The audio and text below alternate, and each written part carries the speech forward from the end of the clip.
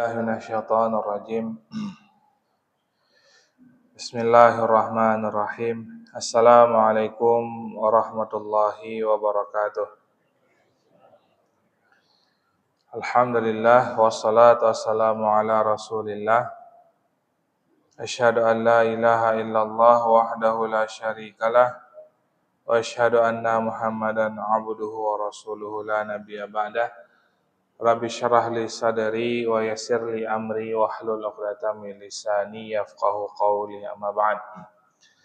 Mari kita awali kajian kitab Adabul Mufrad kita malam hari ini dengan baca Al-Basmalah. Bismillahirrahmanirrahim. Kita lanjutkan bahasan kita di bab yang ke-134, yaitu bab tentang orang yang suka menyebar kejelekan orang lain. Maka pertanyaan pertama,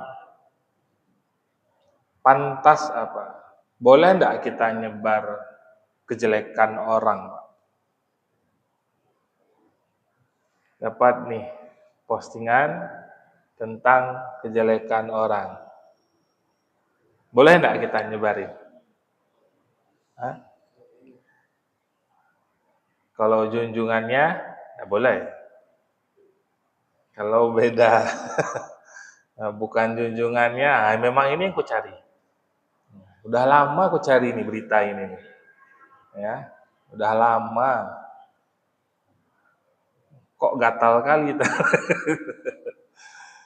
Kita lihat bagaimana agama mengajarkan kita dalam hal ini. Maka disebutkan dari Ali bin Abi Thalib, ia berkata,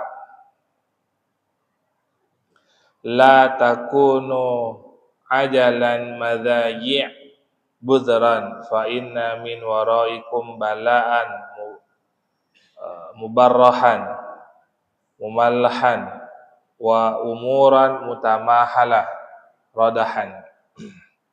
Janganlah kalian menjadi orang yang suka terburu-buru, suka menyebar luaskan kekejian dan membongkar rahasia. Kenapa kondisi kita hari ini itu mudah sekali diadu domba? Karena rahasia, karena sudah tidak ada lagi rahasia-rahasiaan gitu ibaratnya. Semuanya sudah dibuka. Orang yang mencari kepentingan gampang betul tuh ngadu domba seperti itu, Pak. Dulu sebelum ada masa medsos, Pak, waktu kita baru dapat berita lewat koran saja atau hanya televisi saja. Separah hari ini enggak kondisinya? Semudah hari ini enggak kita diadu domba? Enggak. Maka iya betul, dia salah, dia penjahat, dia pantas untuk masuk penjara misalkan gitu ya. Pantas untuk dipermalukan bahasanya gitu ya. Tapi kata agama jangan disebar. Hari ini kita nyebar tentang dia, besok dia nyebar tentang kita. Orang di tengah-tengah ambil kepentingan, dia adu domba gitu. Pancing. Maka kalau lihat kalau kita ngikut aja gitu gimana yang diajarkan Nabi, tentram tuh. Hari ini kita yang yang ribut siapa, yang sedang berkompetisi siapa, yang sedang berkompetisi gitu ya, tapi yang ribut entah siapa tuh orang. Enggak ada hubungannya, enggak dikasih makan juga enggak digaji. Ya. Yang di atas sudah selesai, mereka udah jabat tangan, udah peluk-pelukan, udah kasih jabatan, di bawah masih berantem. Untung enggak, rugi ya. Lucu kita hari ini tuh Pak ya. Lihat manusia senang betul ketika melihat kekurangan orang gitu ya. Senang betul ketika melihat kejelekan orang disebar masuk ke grup. Wah. Semua grup yang ada 50 grup, 50-nya di-share. Tambah lagi, bagaimana komentar Anda? Kan mancing orang namanya. Padahal kita diajarkan jangan bongkar. Boleh enggak kita bongkar kejelekan orang? Boleh, hanya di satu tempat. Boleh dalam dua kondisi. Satu di pengadilan, dua mengakrabkan orang yang sedang bermusuhan. Hanya di dua tempat itu, qulil haqqa walau kana murran itu. Katakan yang pahit-pahit sekalian.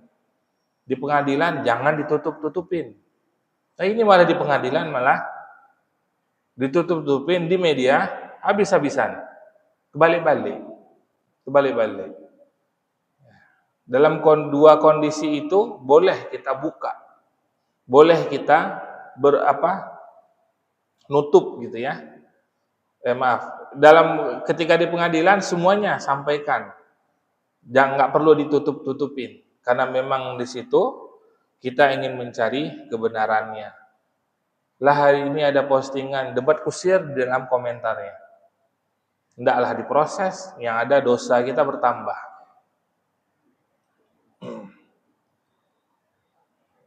Kemudian lanjutannya, sesungguhnya di belakang kalian ada musibah atau cobaan yang teramat pedih yang menjadikan mereka merenggut, serta akan ada segala urusan yang berlarut-larut dan fitnah yang amat besar. Ini kondisi kita hari ini. Karena udah terlalu banyak aib-aib. Sekarang pejabat siapa yang tidak punya aib, Pak, yang orang tidak tahu? Oh, jangan bilang Bahlil. Ya. Siapa coba? Pejabat, jangan pejabat, presiden aja banyak aibnya, disebar entah kemana-mana, diomongin oleh orang macam-macam. Ya manusia ya wajar ada aib, tapi bukan untuk konsumsi publik. Bagaimana ketika orang yang memegang amanah, tapi keburukannya sudah dipaparkan semuanya. Dia mau ngomong apapun, kalau kita udah tidak suka, udah nggak akan kita terima gitu masukannya. Sama lah seperti atasan yang kita tidak suka gitu, Pak.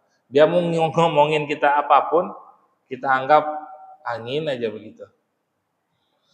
Makanya kalau kita ingin berubah, ya kondisi salah satunya stop sharing tentang keburukan, kejelekan orang lain. Hari ini malahan di-share yang di bol, yang di atasnya, jangan hanya sampai di Anda saja. Segera share ke semua grup yang Anda tahu gitu ya. Rahasia penting, rahasia apa? Namanya rahasia penting. Perlu Anda ketahui hari ini. Ya. Padahal Islam nutupin rahasia itu, bukan dibongkar.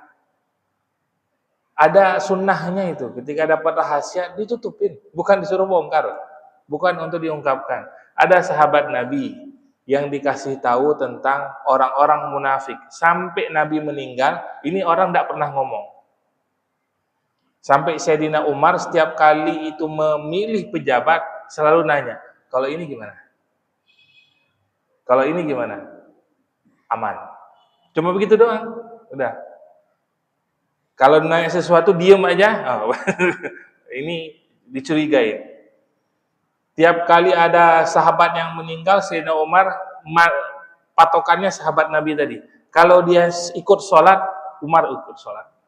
Kalau sahabat tadi yang tahu rahasia dari Nabi nggak ikut sholat, Umar nggak ikut sholat. Karena cuma beliau saya lupa namanya. Beliau satu-satunya Huzaifah al-Yamani. Beliau satu-satunya yang tahu orang munafik.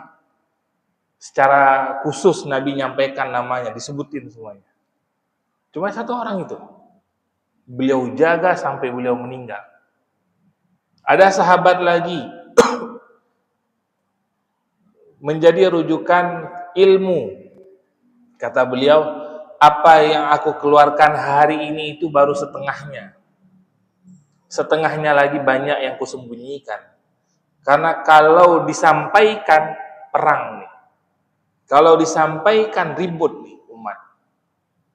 Sampai begitu, Pak. Orang cerdas masa itu menjaga keutuhan ukhuwah itu jauh lebih utama. Hari ini kita dipecah belah, Pak. Besar negara Indonesia umat muslimnya. Tapi kekuatannya nggak ada, Pak. Nggak ada. Masing-masing sendiri dengan payungnya masing-masing. Dulu waktu masih Partai 3, Pak ya, masa tahun 90-an lah ya. Ya, masih kecil belum ikut nyoblos, tapi tahulah ikut menyaksikan, walaupun yang menang ya partai itu terus gitu kan. Tapi bagaimana kalau yang muslim pasti udah ke rumah Ka'bah aja semuanya itu ngumpul tuh. Ya, kalau PNS enggak boleh pilih yang lain, harus yang kuning gitu, Pak ya. Yang merah satu lagi ya itulah. Tidak terlalu banyak kotak-kotaknya. Hari ini antar partai Islam sendiri saling sikut, Pak, saling sikut. Yang kadang ironis lagi, dalam komunitas muslim malah terjadi banyak nama-nama yang terjerat KPK. Database dari asal partai Islam, basicnya apa? Al-Quran, hadis. Malu. Nah, maka Sayyidina Ali menyampaikan hadis Nabi, tidak perlu ya kejelekan, jangan suka terburu-buru dapat tentang hal-hal yang tidak baik disampaikan. Dan karena yang terjadi apa? Musibah. Ini benar, hari ini kita musibah kepercayaan, ya, musibah dalam perekonomian, musibah alam, macam-macam musibah. Semuanya diawali dari pemberitaan yang tidak bisa terkontrol. Pemberitaan, media, informasi udah nggak ada filternya lagi gitu, semuanya. Dan yang lebih ironis lagi, bukan hanya yang dewasanya, sampai anak kecil baru kemarin lahir bisa tahu info-info, dengar gitu info-info yang bukan lainnya. Anak SD, Pak, coba tanya apa tentang presiden kita gitu ya, atau tentang pejabat kita gitu. Bisa dia menganalisa, Pak, yang mestinya belum waktunya mereka untuk menilai orang gitu ya. Tapi hari ini anak SD yang belum baca aja kadang-kadang baru aja bisa gitu. Nah, maka perlu kita berhati-hati. Kalau kita tidak bisa ngerem orang, ngingetin orang, minimal kita sendiri, Pak. Minimal kita sendiri stop. Kalau kita nggak bisa nasihati, udah, nggak perlu nyebar aib orang seperti ini. Kalau sampai ada tantangan seperti ini, Pak ya. Oke, silakan nyebar aib orang lain kalau Anda nggak punya aib. Berani nggak kita, Pak? Kalau kita nggak punya aib, silakan tuh sebarin aja aib orang, nggak apa-apa. Pertanyaannya, siapa yang nggak punya aib hari ini? Nggak ada, Pak. Nggak ada. Ibaratnya gini, Pak ya. Allah itu nutupin aib kita. Terus kita bongkar aib manusia yang lain. Siapa kita? Semestinya, Pak, Allah yang lebih pantas untuk membuka aib kita di bumi ini. Tapi Allah tutupin. Allah jaga. Allah rahasiakan. Sampai malah nggak ketahuan gitu. Ya, enggak ada ketahuan. Tapi ini malah kita yang penuh dengan aib, penuh dengan kesalahan, senang betul membuka aib orang lain. Kemudian dalam riwayat yang lain dari Abu Jubairah Ibnu Dalhaq, ia berkata, ayat berikut turun pada kami Bani Salimah. Wala tanabazu bil alqab. Janganlah kalian saling mencela dengan julukan yang buruk. Nah, julukan yang buruk hari ini apa, Pak? Kadrun. Apa lagi? Cebong. Buzzer itu buruk enggak sih? Kalau dengar kata buzzer negatif apa positif? Macam-macam ya lakob orang gitu ya. Ada yang apa, karena ada AI sekarang ada foto orang diparodiin gitu ya, pejabat joget-joget lah, pakai baju perempuan lah, macam-macam gitu, macam-macam. Sedangkan Al-Quran sendiri surah Al-Hujurat ini jangan saling mencela dengan julukan yang buruk. Panggil atau yang hari ini anak-anak anak-anak remaja hari ini manggil dengan sebutan hewan gitu ya. Manggil dengan sebutan hewan. Yang dipanggil iya lagi. Jawab lagi, kambing gitu ya. Iya, kenapa? Itu kan merendahkan orang tuanya, manusia dipanggil kambing. Dia berkata, setiap orang dari suku kami memiliki 2 nama. Ketika Nabi datang ke Madinah, beliau memanggil seseorang dengan perkataan, wahai fulan. Beliau memanggilnya dengan julukan yang tidak disukai oleh orang tersebut dan beliau tidak mengetahui akan hal itu. Mereka lalu berkata, ya Rasulullah, innahu yaghdabu minhu. Wahai Rasul, dia marah jika dipanggil dengan nama itu. Nabi sendiri ditegur oleh para sahabat. Ya, ketika beliau datang ke sebuah kampung, yang dimana di kampung tersebut semua orang itu punya 2 nama. Misalnya nama lahirnya dengan nama laqab gitu ya. Yang mana mereka nggak suka sebenarnya dipanggil dengan nama itu. Karena Nabi tidak tahu bahwa nama tersebut nama yang tidak disenanginya, Nabi manggil. Nabi ditegur, ya Rasul. Orang yang engkau panggil tadi tidak suka dipanggil dengan nama tersebut. Nabi minta maaf. Nabi minta maaf. Saking hati-hatinya gitu ya memberikan penghormatan kepada sahabat dengan orang. Hari ini kita malah terkenal dengan nama laqab jeleknya, itu yang ya. Padahal orang tuanya untuk ngasih nama saja motong kambing, Pak ya. Motong kambing. Mau ganti nama lagi, motong kambing lagi tuh. Ya kan ada biasanya yang sakit terus gitu ya. Bentar-bentar sakit. Kadang-kadang di antara solusi dikasih oleh alim tuh, coba ganti nama. Ya, gantilah nama. Oh, baru udah enggak sakit tuh. Ya. Kemudian dari Ikrimah ia berkata, saya tidak tahu siapa di antara 2 orang yang membuatkan makanan bagi temannya. Ini cerita Pak ya dari Ikrimah. Ini Ikrimah bin Abi Jahal, anaknya Abu Jahal.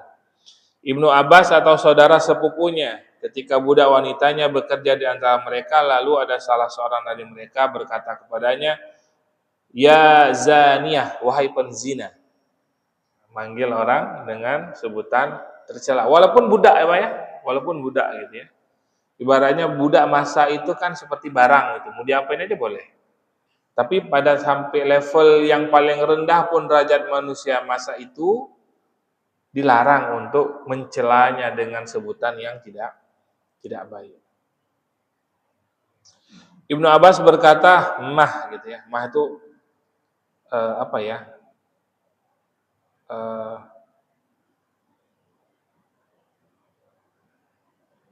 kayak kita gitu ya, kayak sebutan apa sih gitu, apa bahasa ininya, bahasa Indonesianya.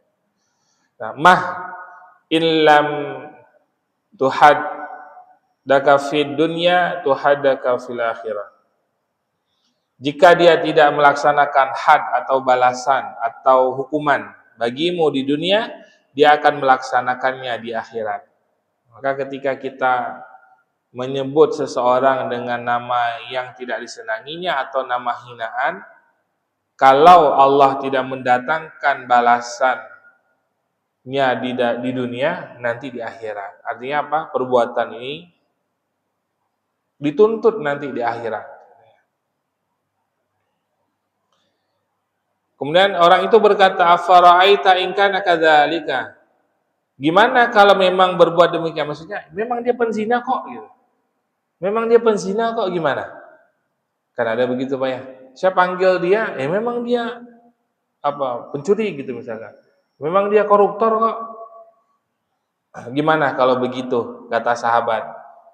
Maka Ikrimah mengatakan innallaha la yuhibbul fahisha al mutafahish. Sesungguhnya Allah tidak menyukai orang yang berbuat keji dan berbicara kekejian, berbicara tentang hal yang keji. Tidak boleh, walaupun benar misalkan dia itu penzina gitu. Tidak boleh kita hina dia dengan kalimat tersebut.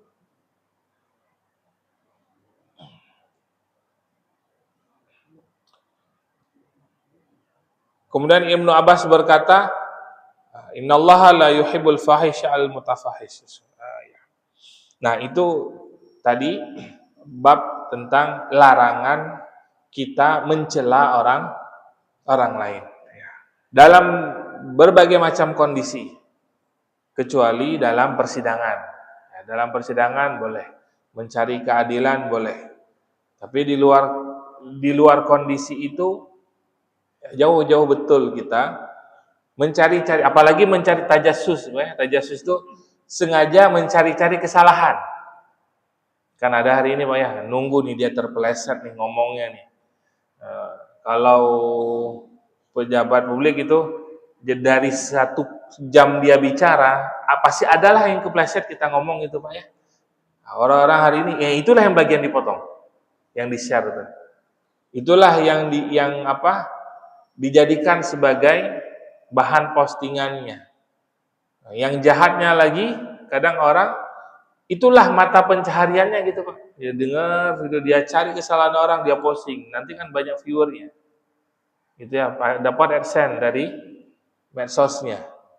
Ya itulah yang dibawa makan ke rumahnya buat makan anaknya. Apa enggak rusak? Penghasilan dari hal yang tidak baik. Bab yang berikutnya tentang bab saling memuji ya. Tadi mencela orang, terus gimana memuji orang? Nah, boleh enggak, Pak? Boleh. Boleh ya. Nah, kita lihat. Boleh enggak memuji gitu ya? Dari Abu Bakrah yang menceritakan bahwa ada seorang pria yang disebutkan di hadapan Rasulullah sallallahu alaihi wasallam, lalu seorang hadirin memuji orang tersebut. Rasulullah bersabda, celaka engkau telah memotong leher temanmu. Nabi mengucapkannya itu berulang kali. Beliau mengucapkannya beberapa kali, celaka engkau memotong leher temanmu gitu ya. Jika salah seorang di antara kalian terpaksa harus memuji, maka ucapkanlah, diajarkan. Saya kira si fulan demikian kondisinya. Ahasiba kadza wa kadza. Saya kira kondisinya seperti itu. Jika dia menganggapnya demikian, adapun yang mengetahui kondisi sebenarnya adalah Allah, dan janganlah mensucikan seorang di hadapan Allah. Jadi gini, Pak. Muji itu boleh, tapi perlu kita lihat dalam batas kewajaran. Memuji pertama boleh dalam batas kewajaran. Yang kedua, lihat orang. Karena ada orang yang nggak tahan pujian, Pak. Setelah dipuji, malah jadi sombong. Yang awalnya baik malah menjadi tidak baik. Kenapa? Kalau nggak ada saya itu nggak beres. Karena udah sering dapat pujian nih. Ya, kita sering puji, oh aduh ini kalau nggak ada kamu susah nih selesai urusannya gitu ya. Itu kalau orangnya nggak kuat dapat pujian, kata Nabi, engkau telah memotong leher temanmu. Menjerumuskannya dalam ketakaburan gitu ya. Sombong, jadi sombong sehingga nantinya dia melakukan sesuatu bukan lillahi ta'ala lagi. Maka dia melakukan sesuatu karena ingin dapat pujian. Maka kan nanti akan ada tuh kisah di hadapan Allah komplain, Pak. Nanti di akhirat ada manusia orang beriman komplain di hadapan Allah. Allah gitu. Mana kebaikan yang selama ini aku lakukan? Kok nggak ada pahalanya nih? Kata Allah, bukankah dulu kamu melakukan itu pengen dianggap sebagai orang yang soleh? Bukankah kamu ingin dianggap seperti orang yang pintar? Bukankah kamu sudah mendapatkan gelar kesolehannya? Udah kan? Udah. Ya udah itu pahalanya. Jangan harap lagi di akhirat. Nah, maka hati-hati betul kita memuji. Kita lihat-lihat orang gitu ya. Karena ada orang yang tidak kuat dipuji. Bukan berarti tidak boleh muji, boleh. Dalam batas kewajaran. Gimana batas kewajaran? Terima kasih ya sudah bantu nolong bersih-bersih. Udah. Terima kasih ya sudah merapikan tempat ini yang sebelumnya berantakan. Batas kewajaran. Kalau udah kita ngomong, kalau memang nggak ada kamu memang nggak beres. Ya orang-orang sini nggak bisa diandelin nih. Nah, memang kamu yang satu-satunya yang bisa ngurusin ini. Gitu. Nah, itu kalau orang yang nggak kuat, Pak, nggak kuat menerima pujian, muncul rasa takabur. Nah, bukankah dia yang awalnya baik karena pujian kita malah kita mencelakai dia, menjerumuskan dia dalam kejelekan. Nah, itu yang dihindari itu. Yang ditakutin itu. Makanya pengalaman betul gitu Pak ya. 10 tahun di pondok itu sama kiai, tidak pernah dipuji Pak. Kalau salah dimarahin habis-habisan. Tapi kalau baik, beliau cuma senyum aja. Tidak dipuji. Dulu tidak paham. Ya. Pas keluar, oh ini toh maksudnya. Nah, dulu tidak ngerti gitu. Ini kita nih udah habis-habisan nih. Dan itu tidak pernah beliau omongkan, tapi semua orang tahu Pak. Semua santri itu, semua guru-guru tahu gitu. Kalau sama beliau kita mau bantu apapun, kalau baik, beliau cuma makasih. Udah ditinggal sama beliau. Tapi kalau salah, wah, dimarahin tapi dinasehatin gitu ya, bukan dimarahin yang dijatuh-jatuhin, dinasehatin betul gitu. Karena memang kondisi kita, kemampuan kita dalam menerima pujian itu beda-beda.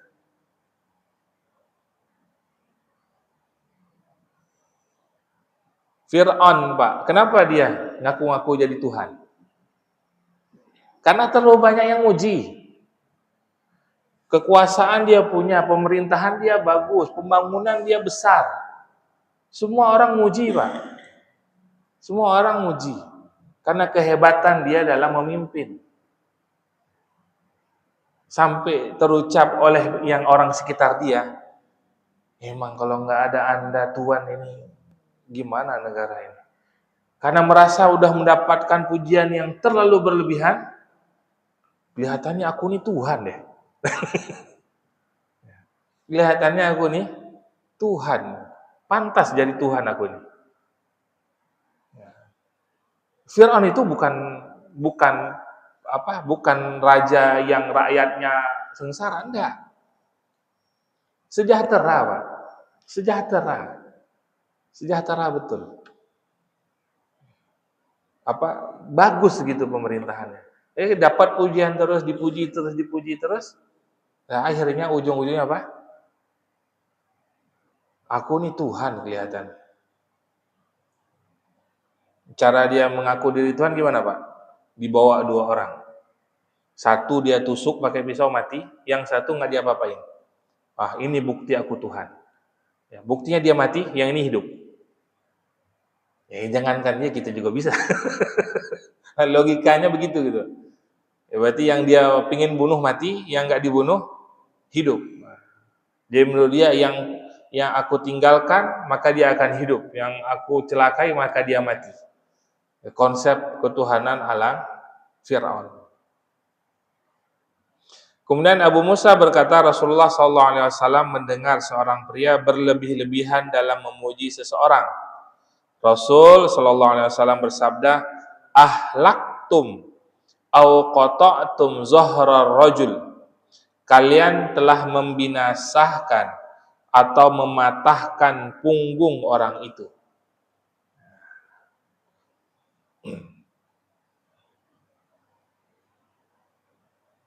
Bagaimana dengan anak? Sama Pak, dipuji dalam batas kewajarannya. Dengan kebaikannya kita puji, dengan kesalahannya kita nasihati. Karena fitrah manusia itu kalau tidak pernah ada madah gitu ya, pujian dari kebaikan yang dia lakukan, maksudnya abai betul gitu. Ini dalam kehidupan, Pak, beda kalau tadi kisah saya tadi, karena dalam dunia pendidikan itu beda cerita. Ketika dalam dunia nyata gitu ya, dengan bermuamalah dengan banyak orang, ya, pakailah kalimat-kalimat apa namanya, keyword gitu ya, kata-kata keyword terima kasih, apalagi Pak, mohon maaf, minta tolong. Terima kasih, mohon maaf, minta tolong. Kalau perempuan 2 yang bisa diucapkan, 1 berat Pak. Dari 3 keyword ini, laki-laki 3-3-nya gampang. Kalau perempuan 1 berat Pak. Apa Pak? Hah? Nah, minta maaf Pak. Itu keyword itu kadang-kadang hilang dari kosakata perempuan. Nah, kalau tidak dilatih, kitanya melatih dia. Gimana Pak? Pengalamannya selama ini gimana? Tetap ya. Pokoknya kalau ada suami di situ, tetap suami yang salah. Gitu Pak ya. Tidak ada pengakuan, mohon maaf saya. Susah. Ya. Laki-laki salah minta maaf. Perempuan salah nangis ini ke sini, ujung-ujungnya apa? Laki-laki minta maaf. Nah, kalau kita tidak latih anak kita yang kecil-kecil ini, yang perempuan, susah ntar dia untuk mengenal kalimat minta maaf. Kemudian dari Ibrahim At-Taimi, dari ayahnya, ia berkata, kami duduk bersama Umar bin Khattab, lalu ada seorang pria memuji orang lain yang berada di hadapannya. Umar lalu berkata, engkau telah menyembelih orang itu, semoga Allah menyembelihmu. Karena pujian tadi Pak, ya, karena pujian yang berlebihan, yang membuat orang tersebut yang awalnya baik malah menjadi tidak baik. Umar berkata, al-madhu zabhun, pujian itu adalah penyembelihan, yakni idza qabbalaha. Hal itu berlaku apabila ia senang akan pujian yang diberikan kepadanya. Ini tadi nih. Kalau kita tahu ini orang memang senang dipuji, terus kita senang aja lagi muji dia. Nah, itu yang kita hindari.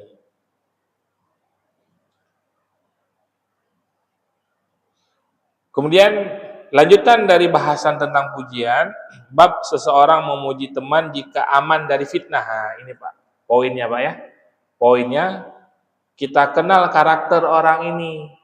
Kalau selama ini pernah ada pengalaman ketika dipuji malah menjadi tidak baik, maka kita hindari memuji yang berlebihan untuk dia.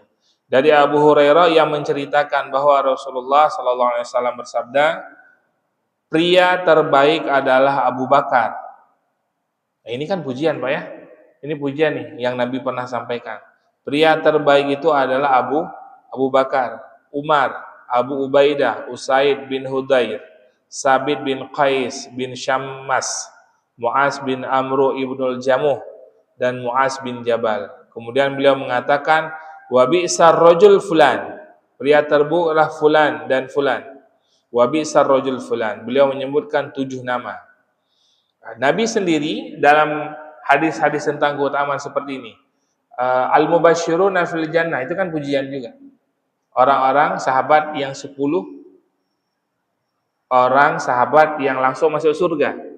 Itu kan masuk dari bagian pujian. Ada juga Nabi mengatakan, ada sahabat, coba lihat ke sana, sebentar lagi akan lewat seseorang ahli surga. Sehingga para sahabat semuanya lihat tuh ke pintu Pak, ke pintu Masjid Nabawi. Terus lewat satu orang. Tapi orang ini nggak dikasih tahu, dia lewat, masuk, udah, yang semuanya diam. Bahkan kemudian baru ada sahabat yang sengaja minta izin ke orang tersebut, sahabat ini tadi yang disebutkan ahli surga, saya pingin bertamu dong ke rumah kamu, gitu ya. Saya pingin bertamu ke rumah kamu. Ya udah, enggak apa-apa, boleh. 3 malam Pak bertamunya. Karena 3 malam itu kita menjadi tamu. Yang keempat malam jangan jadi tamu. Jangan merasa diri tamu lagi, tahu diri. Bertamu dalam apa namanya? Kalau 3 malam itu, kalau kita masih nginep juga malam keempat, maka jangan minta dilayanin lagi. Semuanya ya sendiri, ya nyuci piring sendiri, ya masak sendiri. Kalau hari yang keempat, etikanya begitu. Nah, sahabat ini di hari ketiga nggak nemu yang spesial, Pak. Ibadahnya ya biasa aja, sunnahnya juga yang bukan yang terlalu istimewa banget gitu. Kemudian bilang, tahu enggak kenapa saya bertamu ke rumahmu? Karena waktu hari itu Nabi nyampaikan akan lewat ahli surga. Nabi menunjuk dirimu. Tapi 3 hari ini saya tinggal di rumahmu, tidak ada yang spesial. Maka kata sahabat ini, ya saya nggak ada yang memang spesial, biasa aja. Cuma dikatakan, cuma satu hal, saya tidak pernah nyimpan dengki sama orang. Saya tidak pernah nyimpan dengki, hasad dengan orang lain. Itu aja. Yang lainnya nggak ada, biasa-biasa aja. Nah itu Nabi juga muji sahabat, tapi melihat dengan kapasitas masing-masing. Sayyidina Abu Bakar, Sayyidina Umar, dengan seperti Sayyidina Abu Bakar dipuji oleh Nabi bagaimana? Apabila seluruh manusia berkumpul dari sekarang sampai nanti akhir zaman, yang beriman berkumpul, kemudian dikumpulkan pahalanya, ditimbang dengan pahala Sayyidina Abu Bakar sendiri, maka sungguh pahalanya Sayyidina Abu Bakar lebih berat daripada pahala kaum muslimin sampai akhir zaman. Gitu. Itu kebayang nggak, Pak? Pahala satu orang itu lebih berat daripada pahala semua manusia gitu ya, semua orang beriman sampai akhir zaman. Setelahnya Umar gitu, setelahnya Utsman, setelahnya Ali. Disebutkan dengan pujian-pujian tersebut. Karena memang sahabat-sahabat itu biasa aja dipuji gitu, Pak. Biasa aja dipuji. Dan tidak suka dipuji kebanyakan. Biasanya tidak suka dipuji. Nah, hari ini kita banyak mendapatkan orang gila pujian. Hari ini banyak kita dapat gila pujian. Gimana cara muji, Pak? Kalau hari ini kebanyakan, ya dikasih bintang jasa gitu ya. Kita lihat apalah jasanya dia. Ya, bintang jasa ini, jasa itu gitu ya.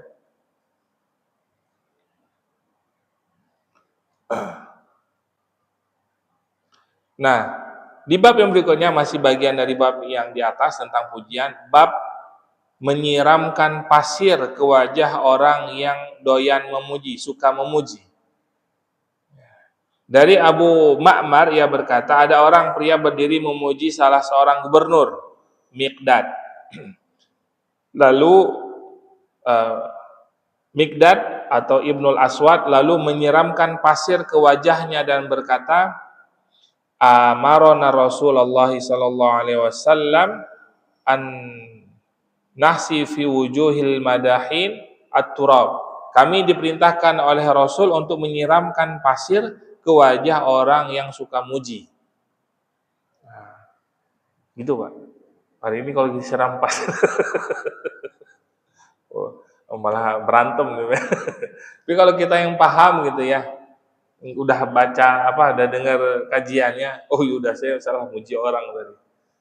Atau kalau hari ini jangan pasir lah, tutup ya, udah cukup gitu ya, tutup gitu mulutnya, udah cukup.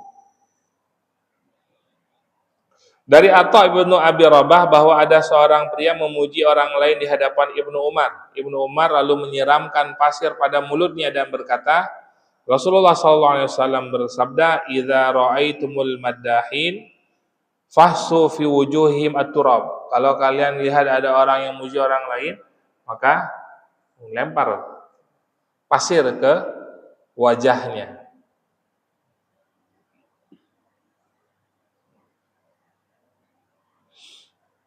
Kemudian dari Mihjan al-Aslami berkata, Roja berkata, saya berjalan bersama Mihjan pada suatu hari hingga kami sampai di masjid milik penduduk Basrah. Pada saat itu Buraidah sedang duduk di salah satu pintu masjid. Pada masjid itu terdapat seorang pria bernama Sukbah. sedang melaksanakan sholat dalam tempo yang terhitung lama. Ketika kami tiba di pintu masjid, di mana Buraidah sedang duduk di sana, Buraidah berkata, Buraidah adalah orang yang suka bergurau. Wahai Mihjan, ya Mihjan, atusolli kama yusolli Suqbah? Apakah engkau sholat seperti sholatnya Suqbah? Itu tadi yang sahabat yang sedang sholat lama gitu ya. Mihjan tidak menjawabnya, tetapi ia langsung pulang. Raja berkata, Mihjan lalu berkata, sesungguhnya Rasul pernah memegang tanganku, lalu kami pergi bersama hingga menaiki gunung Uhud. Kemudian beliau menatap kota Madinah. Beliau lalu bersabda, Wailu ummaha man rayah. Ya. Kota ini, Madinah ini terancam bahaya. Dia ditinggalkan oleh penghuninya dalam keadaan makmur. Dajjal mendatanginya lalu mendapati malaikat pada setiap pintunya, maka dia tidak dapat memasukinya. Beliau lalu turun kembali. Ketika kami sampai di masjid, Rasul melihat seorang pria melaksanakan sholat, sujud dan ruku. Rasul sallallahu alaihi wasallam lalu bertanya kepadaku, "Man hadza?" Siapa ini? Saya berkata dengan nada memujinya, "Ya Rasulullah, hadza fulanun wa hadza." Wahai Rasul, dia adalah fulan dan kondisinya demikian. Lalu beliau bersabda, "Amsik la tusmahu fatuhlikahu." Cukup jangan engkau memperdengarkan pujianmu sehingga engkau membinasakannya. Tuh. Ya. Jadi Nabi sendiri ketika ada sahabat yang memuji sahabat yang lainnya, meminta orang tersebut agar menahan pujiannya. Karena orang ini tadi yang awalnya soleh, dikhawatirkan nanti karena mendapatkan pujian, yang dulunya dia sholat lama gitu, karena lillahi ta'ala, khawatirnya apa? Kedepannya dia sholat lama karena ingin dipuji orang. Itu Pak. Bab pujian bagian ada panduannya dalam agama kita. Tidak sembarangan kita puji gitu ya. Karena pujian yang tidak tepat malah membinasakan. Begitupun kejelekan orang. Kalau semuanya diumbar, akhirnya apa? Fitnah mudah terjadi, adu domba mudah terjadi, sehingga apa? Kita tidak pernah akur. Makanya dikatakan apa? Akan datang satu masa jumlah muslimin banyak tapi seperti debu. Debu dengan tanah apa bedanya, Pak? Kalau tanah kita pegang, dia ngikut, Pak. Mau kita genggam, enggak jatuh dia. Tapi kalau debu gimana? Kita ambil, coba kita genggam. Jatuh semuanya. Itulah kondisi kita hari ini, karena pujian dengan cacian atau celaan kepada orang bertebaran tanpa ada panduan. Insyaallah kita lanjutkan pada pertemuan berikutnya. Wallahu a'lam bishawab. Assalamualaikum warahmatullahi wabarakatuh.